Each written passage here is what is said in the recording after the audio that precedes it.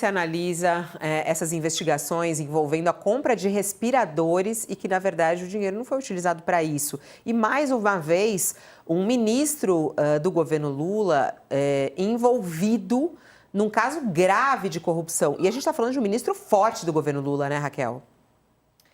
Fabiola, o que eu acho que mais choca nesses dois casos recentes que estão agora no noticiário, tanto o caso do INSS quanto esse caso dos respiradores, que não é novo, mas que está voltando com mais detalhes graças à investigação do Aguirre e da Natália, é a disfarçatez de roubar do mais pobre ou daquele que está totalmente desprotegido.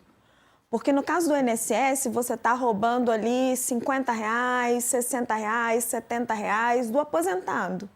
Daquele que recebe aquele mínimo para viver depois de ter trabalhado uma vida inteira e que está ali aposentado pelo INSS, recebendo aquele pouquinho para sobreviver. E no caso dos respiradores, era um dinheiro que estava sendo destinado às pessoas que estavam morrendo sem ar na Covid-19, né? Será que é tão difícil da gente lembrar disso?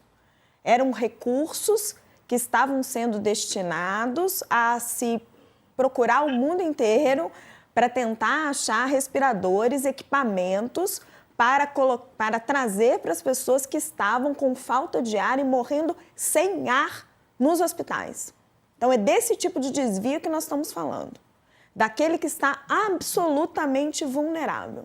Então, é a disfarçatez de conseguir usar esse dinheiro para a corrupção, de conseguir roubar o dinheiro de quem está morrendo sem ar, né? Você rouba o dinheiro do aposentado e depois você rouba o dinheiro de quem está morrendo sem ar.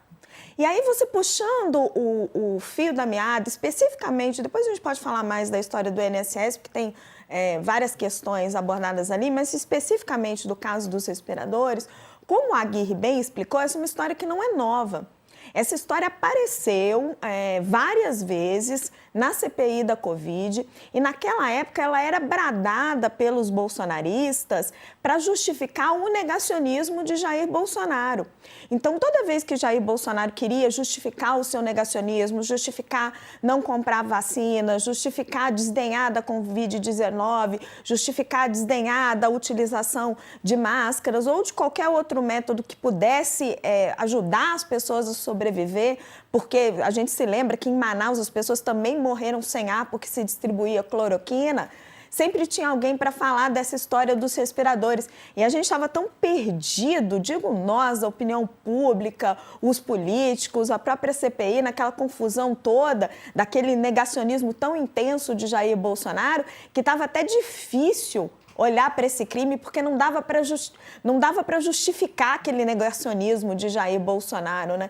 Então, tomara que agora, com mais calma, a gente consiga realmente ir fundo nessa investigação e colocar na cadeia quem desviou dinheiro de quem estava morrendo sem ar.